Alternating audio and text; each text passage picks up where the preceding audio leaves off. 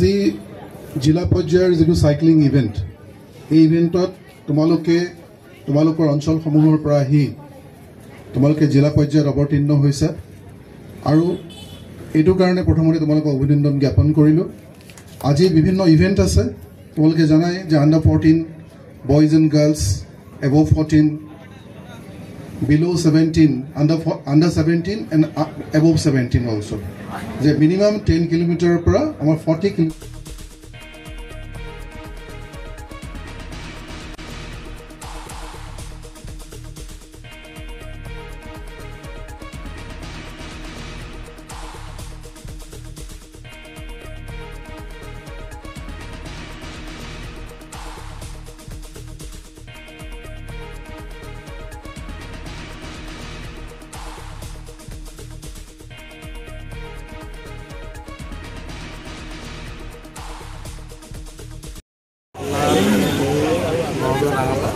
পাঁচটা সমষ্টিৰ প্ৰতিযোগিতাত অংশগ্ৰহণ কৰিছে।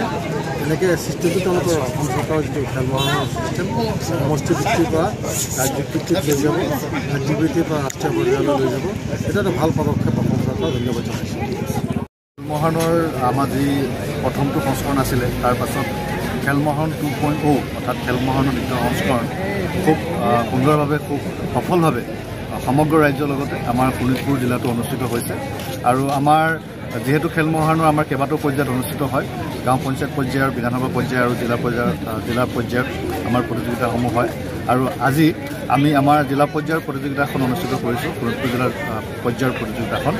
আৰু 8, 9, 10 এই 3 দিন ধৰি আমাৰ প্ৰতিযোগিতাখন অনুষ্ঠিত হৈছে। আৰু আজি আমাৰ দ্বিতীয় দিন 9 তাৰিখ, আজি আমাৰ চাইক্লিং প্ৰতিযোগিতাখন অনুষ্ঠিত হৈছে। আমি খেলুৱৈসকলৰ মাজত খুব উৎসাহ দেখিছোঁ, খুব উৎসাহ আৰু উদ্দীপনাৰে তেওঁলোকে অংশগ্ৰহণ কৰিছে। আৰু এই উৎসাহ আৰু উদ্দীপনা তেওঁলোকে যদি লগত কঢ়িয়াই লৈ অনাগত দিনত এটা অনুশাসনৰ মাজেদি তেওঁলোকৰ যদি ৰেগুলাৰ প্ৰেক্টিছ তেওঁলোকে কৰি যায়, আমি নিশ্চয় আশা কৰিব পাৰিম ইয়াৰ মাজৰ পৰা আমি একোজন ভাল সফল খেলুৱৈ আমি পাম, যিসকলে আমাৰ অনাগত দিনত আমাৰ জিলাখনৰ লগতে ৰাজ্যলৈ সুনাম কঢ়িয়াই আনি আমাক গৌৰৱান্বিত কৰিব।